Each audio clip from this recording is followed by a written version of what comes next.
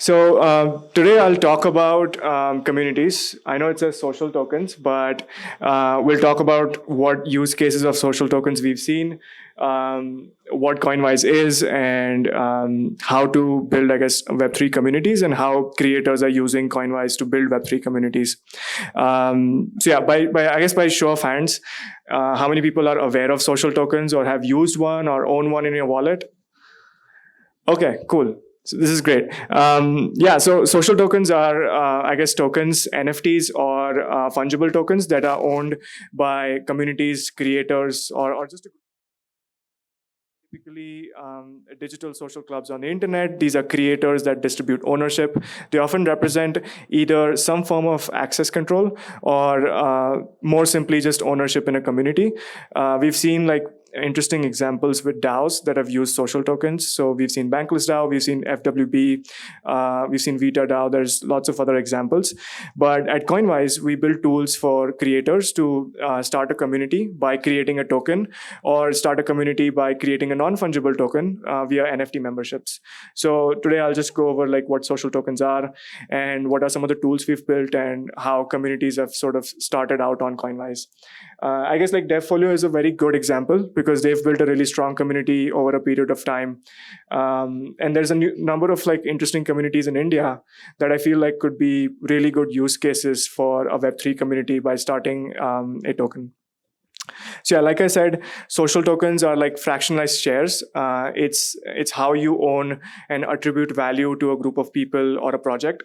We've seen, I think, since 2015, where projects and platforms launch tokens, and those tokens represent governance power in that particular platform. So if you're a user for that platform, you'll typically get an airdrop, or if you're an investor, you'll have ownership of that platform, and you can have sort of a say in what direction that project will go. Now we've started to see communities, more specifically DAOs, starting tokens as a way to distribute ownership, use it for governance, and use it for the projects that they've built. We've also seen projects which are just purely like social clubs. So FWB is a great example where you might not see a product, but they're essentially, the product is the people that are in that community. And networks are the most valuable thing, and people are very valuable, very evidently. So I guess community itself can be a product in some cases. So I think the market, and this is not the most updated stat, but has crossed over 1 billion. Some of the top contributors to this market are a lot of NFT communities. I'm sure you guys have heard of ApeCoin. There's a lot of other, I guess, CryptoPunks communities that started out with a token. We've also seen hype cycles with projects like Loot, where tokens have been launched, and we've seen interesting projects and games launch around it. I think the most popular game that we've seen that launched a token yet was Axie Infinity. How many of you guys have played Axie Infinity? Okay, cool. Yeah, so I think that was also a good example of how projects have used tokens to design game economies. And I think that's also really an interesting category if you're trying to dive deeper. But today, I think the market is a little over $1 billion for social tokens. You can find the most updated number on this on deepdao.io. They have open source statistics on how communities are forming and what their market cap is. I think also a really good resource for this is openorgs.info. They also are an open source project that shows information on communities and DAOs. And we've seen a lot of interesting growth in the last 2 years. So Coinvise started out in late 2021, and we released our first version where anybody could create a token and do an airdrop on January 1st, 2021. And since then, I think the token holders for social tokens and just overall adoption of tokenization has just gone up tremendously. And in the meantime, we've also seen platforms like Patreon, platforms that are more traditional. We've seen them create Web3 communities. Pretty good examples are Logan Paul and a bunch of other YouTube creators that ended up creating a DAO. Not all of them are really attractive, but we've seen a lot of mainstream adoption and use cases around tokens. Okay, so I guess like tokenization is really useful for communities or creators that are building a community. If you're already a part of a Discord, you might already be a part of a community that should or might already have a token. But we've also seen like brands like Disney, Nike, and soon we just launched a token with CoinDesk that have created a token. So I think it's like very suitable for media communities where these tokens are used for unlocking access to their premium newsletter, unlocking access to, I guess, their core community, unlocking access to governance so you can have, I guess, a say in what kind of content they put out. I think it's a really interesting way of mapping value to a specific asset on chain. Um, yeah, some of the other use cases that we've seen is as a way of like community growth. I think one of the, I guess, unintended consequences of tokenization is that it's used for a lot of speculative purposes, and it's sort of used for marketing, which is probably the worst way you can use tokens today. I think some of the best communities that have launched a token today are like nouns DAOs, that tokens that are like either highly liquid or tokens that are like highly illiquid, and then there's sort of like an ocean of communities in between that are like semi-liquid and have a Uniswap pool, and they kind of have like a mixed set of contributors that quite don't know like what the community does, and it just ends up becoming a failure. So I think it's really important that it's not somewhat of a marketing I guess stunt, or like it's genuinely used for something that is surrounding a project or people. And I'm happy to talk more about that. I think that's one of the like core problems that we've seen over the last 1.5 years is that projects end up launching a token, but it becomes really unsuccessful because you just end up attracting a lot of like speculative people and contributors. Yeah, so I guess I'll go over like another slide where we have some of the other tools that we've built. Yeah, so on Coinvise, we build no-code tools, which means that it's very similar to Stripe. You can just connect your wallet and use any of our tools in probably less than 2 clicks. So if you are looking to create a community, you can literally just fill out a form. You can click on token, and you can, I guess, name it. You can design the tokenomics, and you can start a token. We also recently launched NFT memberships. NFT memberships is very similar to a Patreon subscription tier, where you can get paid in ETH, and it's a great way for communities to have monetization on a recurring basis for a value that they provide. And I think it's a very on-chain native way to monetize and have recurring revenue. Some of the like common utilities for an NFT membership is like when communities start with seasons, season 1, season 2, season 3, and those sort of seasons unlock you access to like projects that they're working on. You can actually work on them. It gives you access to, some of their governance, what they should end up building. There's a lot of interesting ways where you can purchase a membership and even get access to deal flow. We've seen communities where memberships are used to actually allow people to invest in companies, which was quite interesting. But yeah, this is the Coinvise dashboard.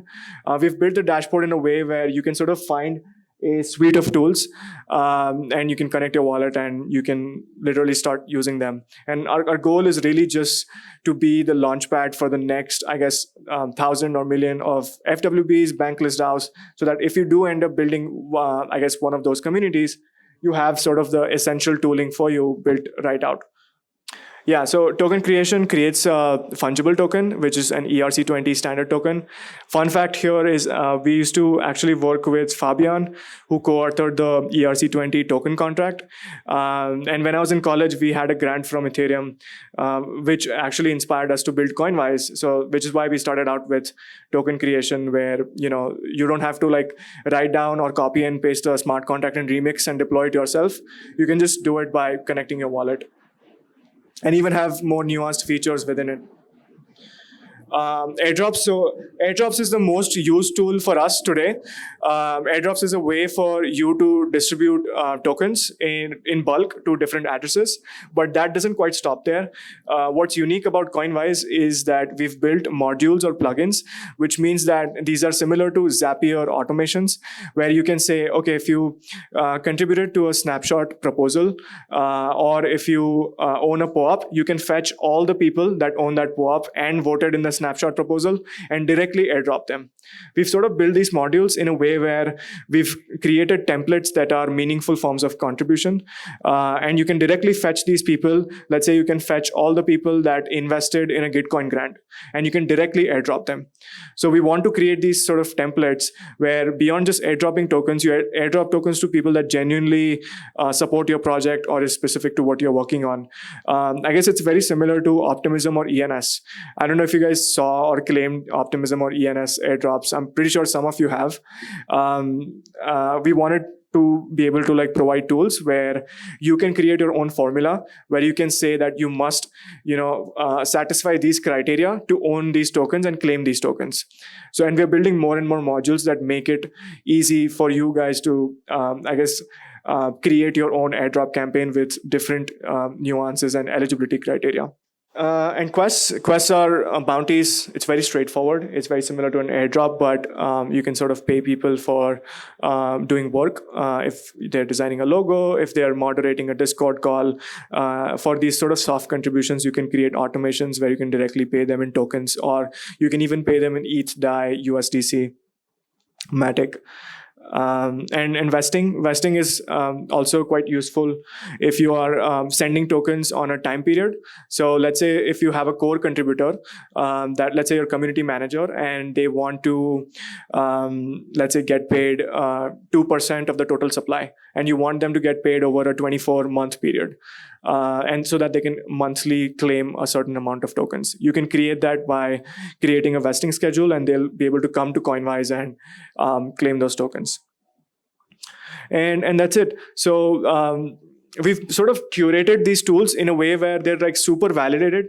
So if you are like building a DAO or a community, these are some of the tools that we sort of think that are very essential to community building, and very important for participation. Participation is very core to when we design these tools. Whenever we build plugins, or even for NFT memberships, we've built something called plugins, which are utilities. So you can drag and drop, I guess, Discord or Telegram gating as a utility for your membership tier. And we're creating more for events. We're creating more of them for routing funding to public goods funding, creating splits.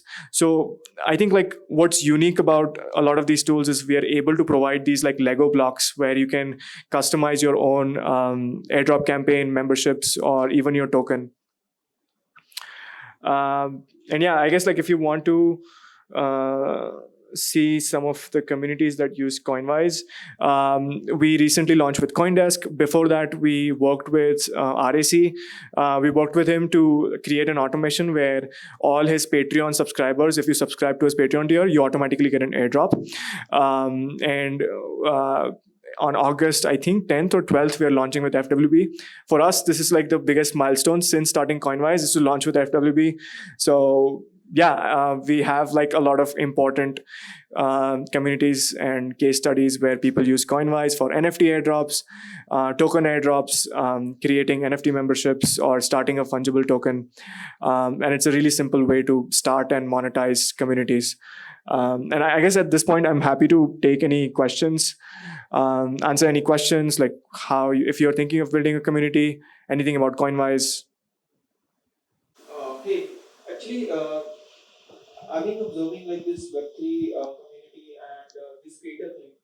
So at the moment, I see some of the layers which are missing. Yeah. The one is creators don't understand about this tokenomics and all, and like there's a layer of missing the education about all these tokenomics, and how once they are onboarded, like what to do next. And another is they just want to focus on doing their work and not. Yeah. So there is another layer of missing the Web3 managers maybe, and the last layer is the customized token gating. So what do you think on all these? Like once onboarded and all these challenges that I see, and that is what like keeping them still in the phase they are. So yeah. Yeah, no, great question. I think like education overall is like very, especially when it comes to token design, it's a very difficult, like, it's like very challenging for creators to figure out what's the total supply of your tokens, how you should go about like distributing them, how you should like create airdrop campaigns. What if you distribute too many tokens? What if you create a liquidity pool too early? There's just too many questions, right? One of the things that we're starting to do is we've sort of like templatized a lot of this on a product level. So you can just search, let's say you're building a social club, so you can search like suggested token design, and it's like suggested, so it's not like we're like forcing down the creator down a particular path. It's more like, hey, FWB, or like let's say VitaDAO used this token design, you might find this helpful too. So I think like templatizing it makes the decision making really simple for creators. And on the other end of the spectrum, we also like have something called Coinvise Learn, where we have created extensive case studies. And it's like one of the best ways to like figure out how to build like communities is to like look at some of the successful examples of how creators are building communities today. So we consistently are putting out and spotlighting communities that are like doing like really well, or have figured out like a way to like do continuous airdrops. Nouns DAO is a really good example.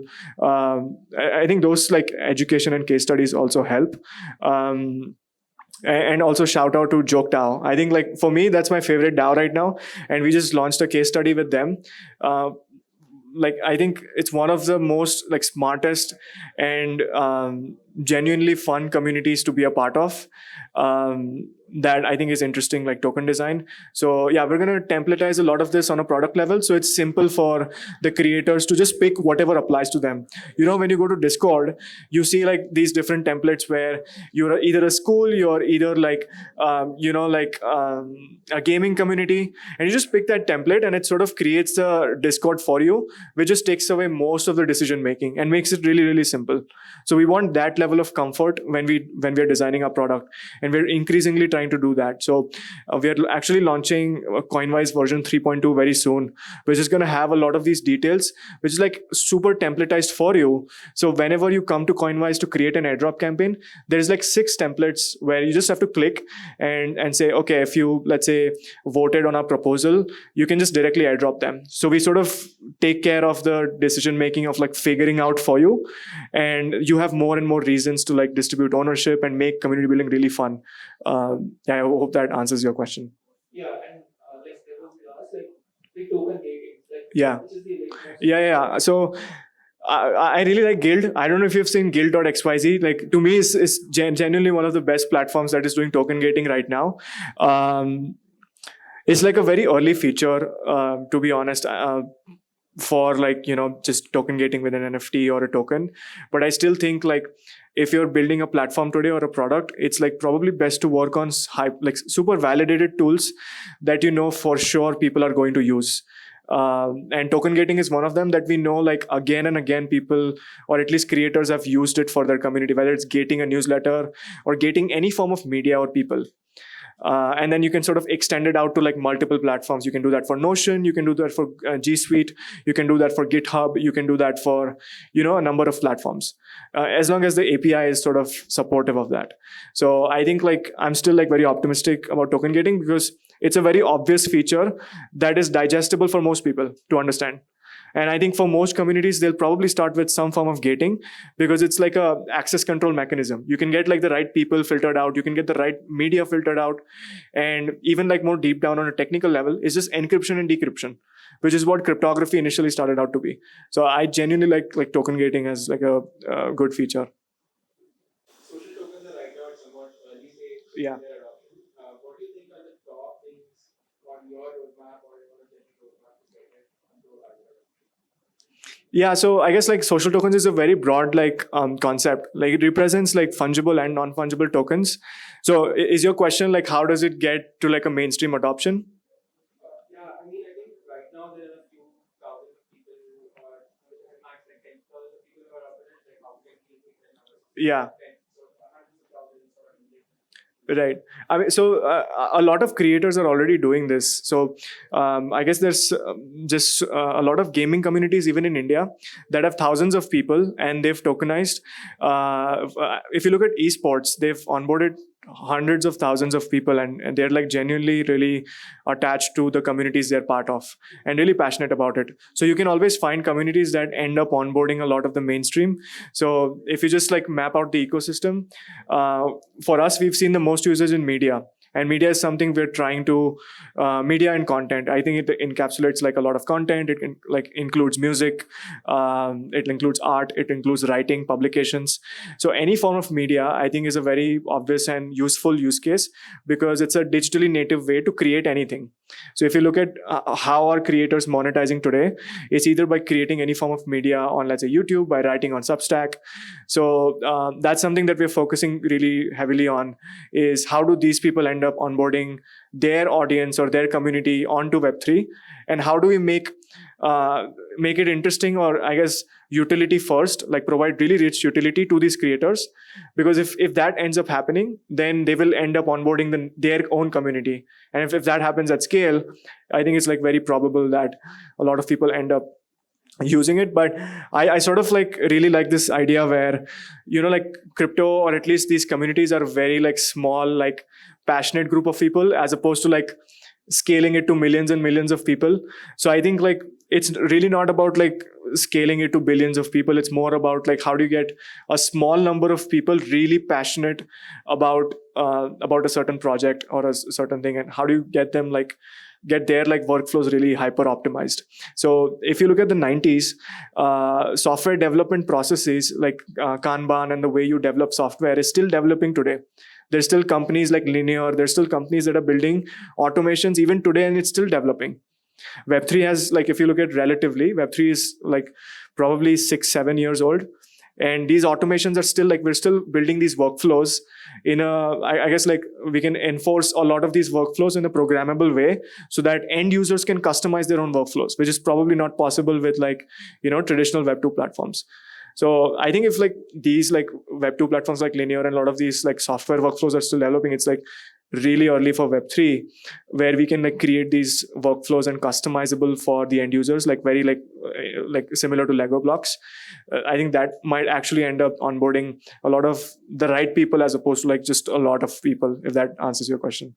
Yeah, thank you. That's a very interesting perspective. And thank you for the detailed answer. I have one more very specific Yeah. question. So you mentioned that airdrops and quests are Yeah. core to the functionality of the platform, right? Yeah, airdrop is, I guess, the most like most people, if you ask them what they use Coinvise for, airdrops is probably one of them. So in airdrops, you have this similar app where one person can create multiple accounts. Yeah. And like farm the airdrop. And you can do a similar thing with quests as well, where I can create like 10 accounts and do the same quest. Right. Over and over per account. Is that a burning problem for you? Not really. I mean, that's something, like initially when Merkle airdrops came out, this was the idea with Merkle trees. Merkle trees, like if you sort of hash out all the data in the tree, and you just compare the root, like you randomly like pick out the node, and you just compare it with the root and traverse the path, and you compare that, and as long as that matches with the Merkle root, you can identify if this is like a unique address that claim the airdrop. Even if you go on GitHub, you can find lots of like repositories that have implemented Merkle airdrops that address sort of this Sybil resistant, where That is right. Like, you can't do the same airdrop with the same wallet address. Yeah. But I could create like 10. Yeah, you can create more on the fly, right? And then you will be able to solve it. Yeah. So the interesting, I guess, like one of the ways you can solve this is, how like wallets or ENS, if you go to your Rainbow wallet or MetaMask wallet, if you can just like look into the metadata with your ENS, it's your email ID, it's your like, there's multiple like identity objects that are like associated with you that can also be like relayed. So you can own like multiple wallets while still having some unique identity objects. And as long as like you can create like one unique like association, then you can probably have Sybil resistance. I know like a lot of platforms also do it with email. Like initially in Coinvise, in the first few months, we had to verify with like, you had to confirm your email, and that's how we like mapped the email with the wallet address. But then what we ended up doing was we launched something called like eligibility criteria, similar to like what platforms do airdrops with. You can just create your own eligibility criteria, where you can say that you must own, let's say, 75 FWB to claim this airdrop, or you must own this NFT to claim this airdrop. And you can even add multiple eligibility criteria, which makes it really hard to like game the system, right? Got it.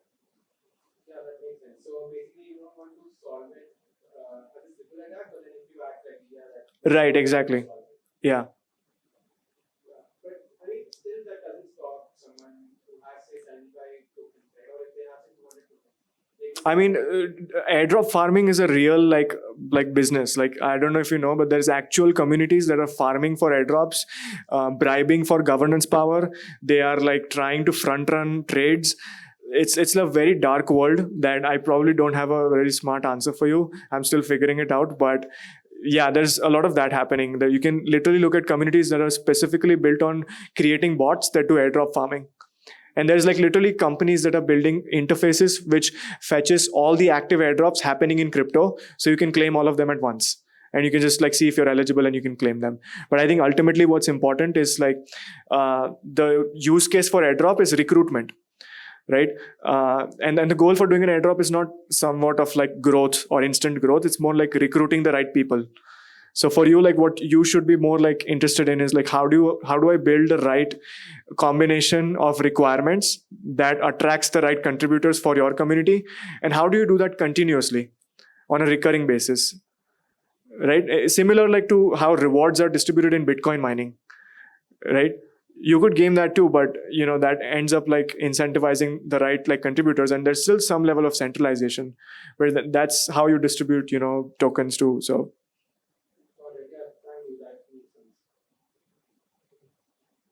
my question is that privacy is a very important factor yeah. for members of DAOs. So is it so when are we trying to build specific specific incentivization on token gated communities like verifiable? There is some aspect of privacy is being lost. So what should be the ideal way of DAOs to manage that? Have you looked at espresso systems? So espresso sys is building a like composable privacy, where if you have a wallet address, you can design your own privacy, like what you want to show and what you don't want to show on block explorers. I think it's a very like interesting project that is focusing on this particular problem that you just mentioned. On like a more like broader sense, actually like privacy is like very like it sounds good, but most people actually don't want privacy. If you look at like a lot of the did you look at the mirror voting race where everybody was trying to get the publication, the mirror like right token, and whoever is in the top 10 ended up getting the token airdropped? What actually ended up happening was the fact that it was like public, where the Twitter information was revealed, actually ended up becoming like, you know, like a similar to a popularity contest where everybody, it was like hyper social the way it was designed. So in many cases, I think it might actually make sense to make it like really public and transparent, which is like a which is a feature of like Web3 projects. But yeah, it's difficult to maintain like pseudo anonymity. But Espresso is a really good project. I think you should check it out.